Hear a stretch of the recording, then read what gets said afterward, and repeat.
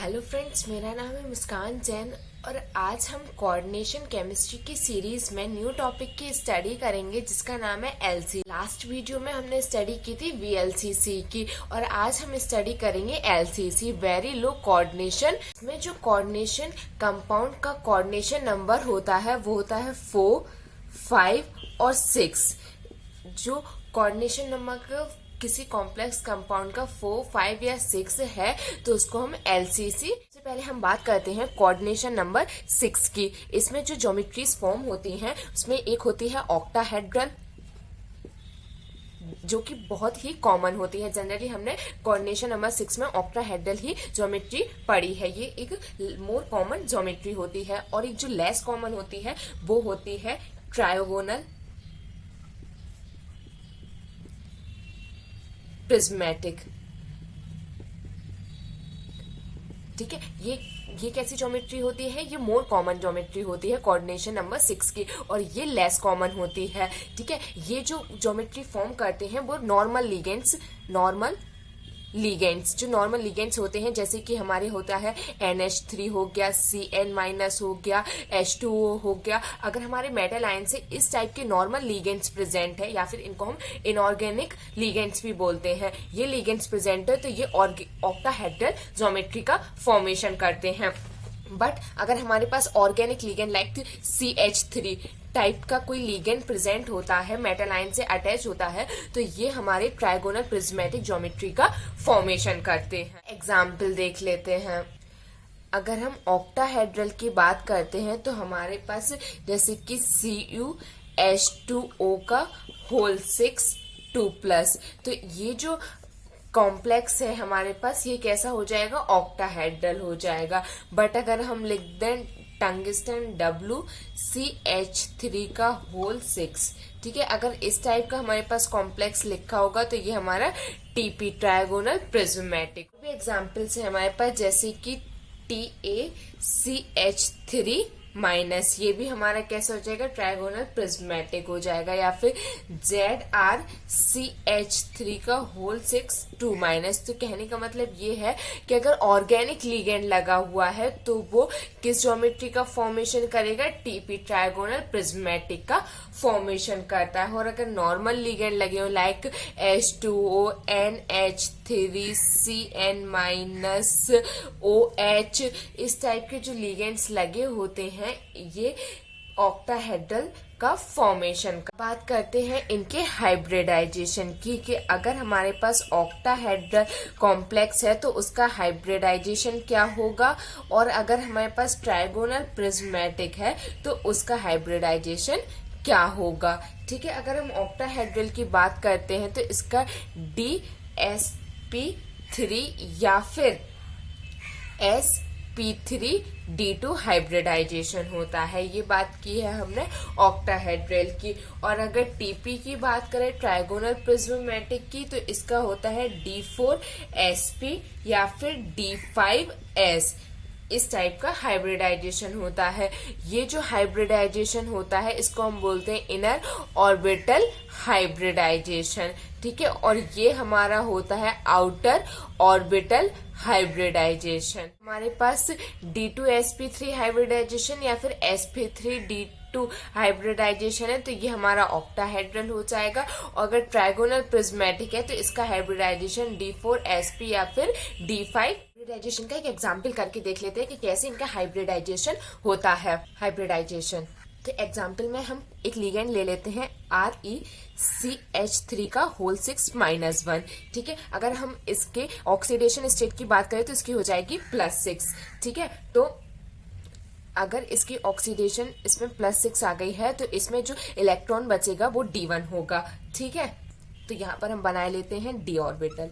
ठीक है, 1 2 3 4, यहाँ पर हमारी कौन सी हो जाएगी? S हो जाएगी। और यहाँ पर हमारे पास कौन सी हो जाएगी? P हो जाएगी। ठीक है, यहाँ पर हमारी हो गई ND, यहाँ पे NS और यहाँ पे NP। हमारे पास इलेक्ट्रॉन कितना है? एक ही है, तो यहाँ पर 1 2 3 4 5 6 की हमारे क्या हाइब्रिडाइजेशन में पार्टिसिपेट कर लेंगे। जो कोऑर्डिनेशन केमिस्ट्री होती है उसमें कभी भी फिल्ड ऑर्बिटल हाइब्रिडाइजेशन में पार्टिसिपेट नहीं करती है, इस चीज का ध्यान रखना है। सिर्फ अनफिल्ड अनफिल्ड ऑर्बिटल्स ही हाइब्रिडाइजेशन में पार्टिसिपेट करती हैं। ये रूल किसका था? कैपर्ट का रूल था। अगर आपको कैपर्ट मॉडल समझना है तो मैंने लास्ट वीडियो बनाया है जिसमें कैपर्ट मॉडल है, आप उसकी भी स्टडी कर सकते हैं। तो यहाँ पर हमारा इसका हाइब्रिडाइजेशन क्या हो जाएगा? D4sp। और अगर हाइब्रिडाइजेशन D4sp है तो इसकी जो ज्योमेट्री होगी वो कैसी हो जाएगी? Trigonal prismatic. ठीक है, यहाँ पर हमें पता है कि ऑर्गेनिक लिगेंड है जो कि ट्रायगोनल प्रिज्मेटिक का ही फॉर्मेशन करता है। इसको हम बल्की लिगेंड्स भी कह सकते हैं। जो बल्की लिगेंड्स भी होते हैं वो भी ट्रायगोनल प्रिज्मेटिक ज्योमेट्री का फॉर्म। एग्जाम्पल ले लेते हैं SCH2O का होल 6 2+। अगर हम इसकी बात करें तो इस पर जो ऑक्सीडेशन स्टेज है इसकी +2 है, तो यहाँ पर हमारा जो इलेक्ट्रॉन बचेगा वो D1 बचेगा। ठीक है, और इसमें अगर हम d ऑर्बिटल बनाते हैं तो 1 2 3 4, यहाँ पर हमारी ये s हो गई और ये यहाँ पर हमारे पास p हो गई, ये ns हो गई, n ये हमारी ND हो गई, ये NS हो गई और ये NP हो गई। तो यहाँ पर हमने एक इलेक्ट्रॉन फिल कर दिया। तो ये हमारे पास कैसे नॉर्मल लिगेंड है। तो यहाँ पर हमारा जो हाइब्रिडाइजेशन होगा वो होगा D2sp3। तो यहाँ पर ये हमारा क्या हो जाएगा? Hybridisation D2sp3। और ज्योमेट्री कैसी हो जाएगी? ऑक्टाहेड्रल। ठीक है, तो यहाँ पर हमारे पास D2sp3 हाइब्रिडाइजेशन क्यों हुआ? क्योंकि हमारा जो लिगेंड था वो नॉर्मल लिगेंड था। तो इस टाइप से इनके हाइब्रिडाइजेशन होता है। तो हम इसी हाइब्रिडाइजेशन पर बेस्ड एक क्वेश्चन कर लेते हैं जिससे हमें और अच्छे से समझ में आ जाएगा कैसे इनका हाइब्रिडाइजेशन, कैसे हम इनकी ज्योमेट्रीज को फाइंड करते हैं। यहाँ पर हमारे पास एग्जाम्पल है WCH3 का होल 6। ठीक है, एक लिगेंड, एक कॉम्प्लेक्स कंपाउंड ये दिया हुआ है हमारे पास। दूसरा हमारे पास दिया हुआ है HCH2O का होल 6 3+। और थर्ड हमारे पास दिया हुआ है AlH2O का होल 6 3+। ठीक है, ये हमारे पास क्या दिए हुए हैं? 3 कॉम्प्लेक्स कंपाउंड दिए हुए हैं। और यहाँ पर हमें इनका हाइब्रिडाइजेशन फाइंड करना है और ज्योमेट्री फाइंड करना है कि इनका हाइब्रिडाइजेशन क्या होगा और ज्योमेट्री क्या होगी। सबसे पहले क्या फाइंड करेंगे हम? इनमें इनके ऑक्सीडेशन स्टेट की, किसमें कितनी ऑक्सीडेशन स्टेट है। अगर हम इसकी बात करते हैं तो इसकी +6 है। अगर हम इसकी बात करते हैं तो यहाँ पर हमारे पास +3 दी हुई है और इसकी बात करते हैं तो +3 दी हुई है। ठीक है, अब इनके कॉन्फ़िगरेशन की बात करते हैं। कॉन्फ़िगरेशन, अगर इसका कॉन्फ़िगरेशन हम देखते हैं तो ये D0 का केस हो जाएगा, ये भी हमारे पास D0 हो जाएगा और ये भी हमारे पास D0 हो जाएगा। तो इनकी ज्योमेट्रीज क्या होंगी? ठीक है, तो हमें साफ पता चल रहा है कि ये एक ऑर्गेनिक लिगेंड दिया हुआ है या फिर इसको बल्की लिगेंड भी कह सकते हैं। तो इसकी तो हमारे पास TP ट्रायगोनल प्रिज्मेटिक हो जाएगी। ये हमारा कैसा दिख रहा है? सिंपल लिगेंड दिख रहा है। तो इसकी कैसी हो जाएगी? ऑक्टाहेड्रल हो जाएगी। और इसकी भी हमारी कैसी हो जाएगी? ऑक्टाहेड्रल हो जाएगी, क्योंकि इसमें क्या लगा हुआ है? सिंपल लिगेंड लगा हुआ है, नॉर्मल। अब बात करते हैं हाइब्रिडाइजेशन की। ठीक है, तो ये हमारा ट्रायगोनल प्रिज्मेटिक है, तो या तो इसका D5s हो जाएगा या फिर D4sp हो जाएगा। ये हमें बना के देखना पड़ेगा इसका हाइब्रिडाइजेशन। इसकी बात करते हैं तो D2sp3 हो जाएगा, क्योंकि अभी हमने लास्ट में किया था तो इसका D2sp3 आ रहा था। ठीक है, बट अगर हम इसकी बात करते हैं तो इसका हमारा sp3d2 होगा। तो ऐसा क्यों है कि इसका D2sp3 हो रहा है और इसका sp3d2 हो रहा है? क्योंकि ये जो हमारा है ये हमारे कैसी मेटल आयन है? ये हमारी ट्रांजिशनल मेटल है। बट ये जो एल्युमिनियम है ये क्योंकि हमारी D ब्लॉक में आती है। ठीक है, 3D सीरीज का फर्स्ट एलिमेंट है ये हमारा, और ये हमारी किस में आती है? P ब्लॉक एलिमेंट्स में आती है, एल्यूमिनियम। ठीक है, तो ये हमारी ट्रांजिशनल मेटल नहीं है, ये हमारे ट्रांजिशनल मेटल है। इसलिए इसमें क्या होता है? इनर d ऑर्बिटल्स प्रेजेंट होती हैं। इसलिए ये वाली जो हमारे